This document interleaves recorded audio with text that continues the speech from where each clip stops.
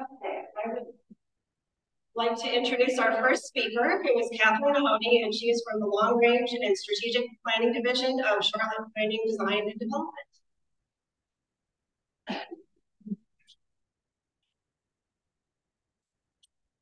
Good evening, everyone. Thanks for having us. Rick, let me know if my voice sounds back there. So I appreciate the opportunity to speak to you all tonight.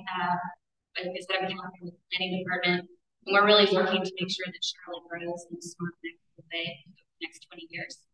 And so I didn't realize I had 10 minutes, so I'm going to breeze through a lot of what I hope to share, but there will be a great conversation afterwards. So you all know that Charlotte is growing, and we're projected to grow 100,000 residents, 200,000 jobs in the next 20 years. So we need a vision for that growth to make sure that it happens in a way that's sustainable and equitable for all. And we did that hard work beginning in 2018 in the comprehensive plan, which is that top over on the left, was adopted in 2021. The comprehensive plan is very high level and kind of paints a picture of what we want to become, which is essentially more equitable.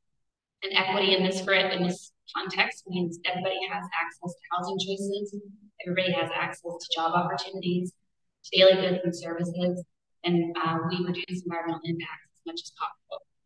So that work, once adopted, we took the next step into translating it to specific places in a mapping effort, that little logo on the left-hand side.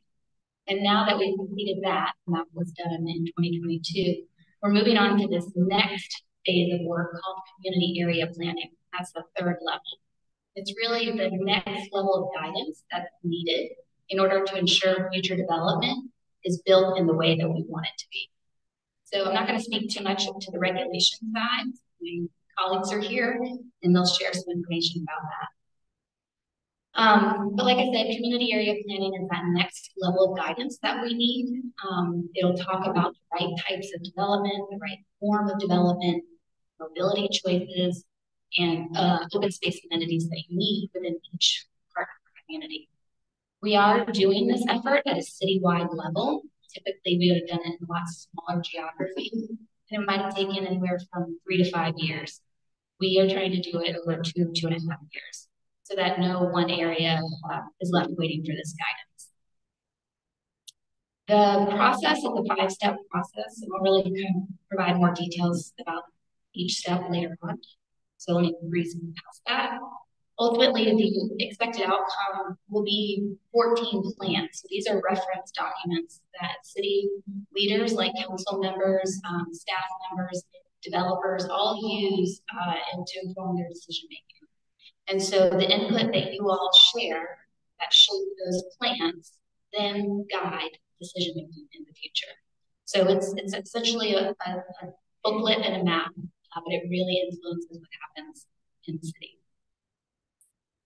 I'm going to skip this high level. These plans are guidance, they're not rules, and they don't guarantee funding for projects. So there are limitations with them, but like Meg mentioned, they're really essential to ensuring that we grow in the way that we want to. So as we develop these plans, we're really aiming to be equitable and inclusive with who's at the table, so making sure that all of our populations are represented. Just know that we're using a range of tactics to try and meet that goal of being equitable and inclusive.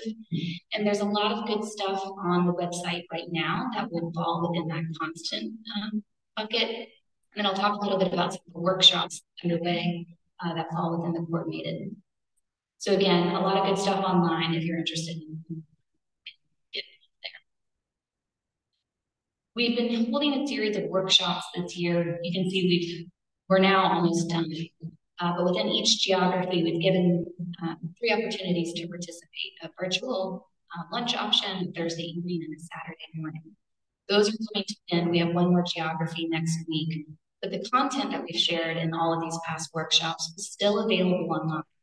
So if you want to review it and weigh in, you can do so until December 29th. So I'll spend a little bit more time about the stages. The first step of the process was to understand what we're trying to solve for. So we knew we want based on the comprehensive plan, we want to be more equitable, meaning we want to improve access and reduce impacts for everybody in the future.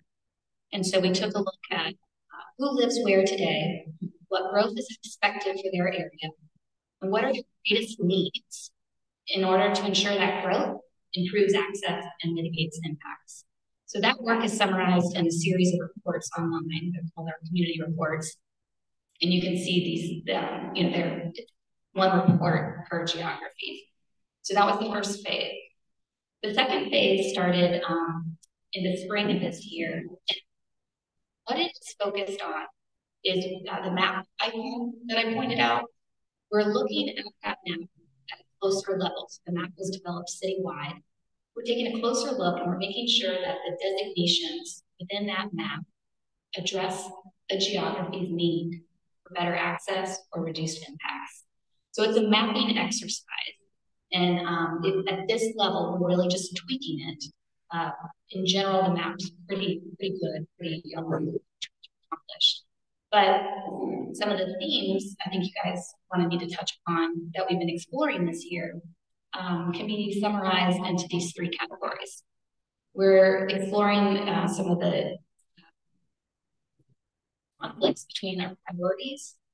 We're also confirming what's been mapped, and we're taking a closer look at our activity centers since they're supposed to accommodate the majority of our growth.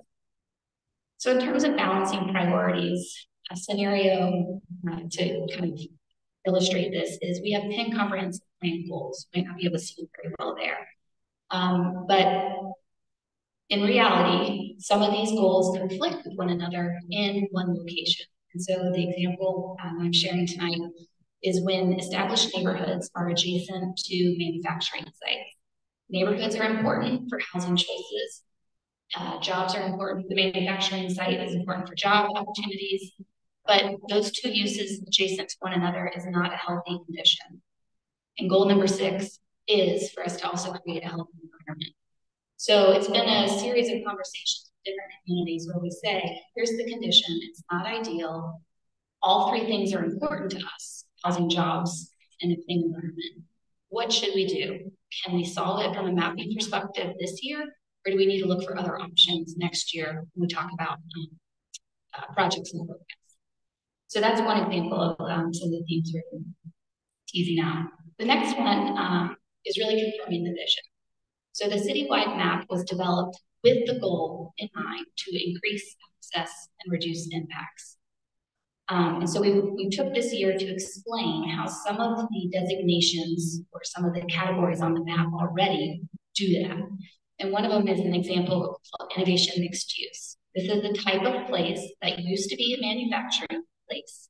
And as it evolves over time, it should become more mixed use. You can think about Camp North End, Optimus Hall, Thrift Road. These are older manufacturing places that are seeing a new life with the introduction of some retail, some office, some housing. And when you integrate those newer uses, you're increasing your access. You're also providing pedestrian connections with sidewalk or tree canopy and reducing impervious surface. So you're reducing the environmental impacts. And so we believe that this place type alone does a lot to help meet our goal. And so we took the time to explain that and see if it was, if the community agreed with us, if we needed to tweak some boundaries, that sort of thing.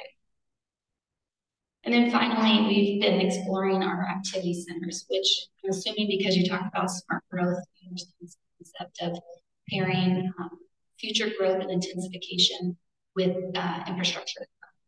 That's very much a lot of what's baked into our map from the plan. However, because we have been a sprawling community for so long, a lot of our activity centers don't actually function as a true center today. They're like an auto-oriented strip center. And so that was part of the conversation. Aspirationally, we want these places to intensify, diversify uses, become more walkable.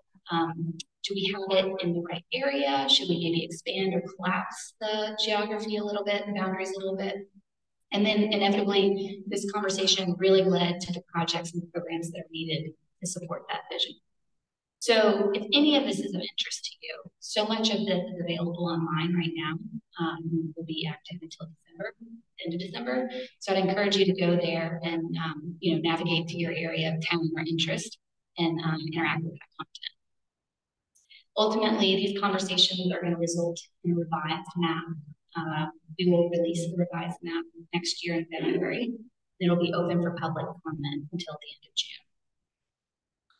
So in terms of a call to action, we're wrapping up this mapping phase, the second phase, at the end of this year. And then next year, we're going to be moving into phase 3, where we talk less about land use and form as recommended per the map, and focus on the infrastructure projects and the supportive programs like beautification dollars, affordable housing assistance that's needed to be paired with the map to really realize the vision.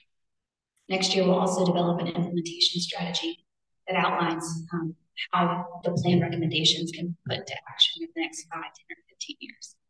And the goal is that we'll have 14 draft plans by early 2025, which again, will go out for review and public comment, and hopefully you guys will weigh in then as well. So, let people know about this process. It's going on again throughout the next year. And if you have images of your community that you'd like to submit, we're really looking for a lot to populate these plans. And then again, if you're interested in the materials that are live right now, I encourage you to scan this QR code.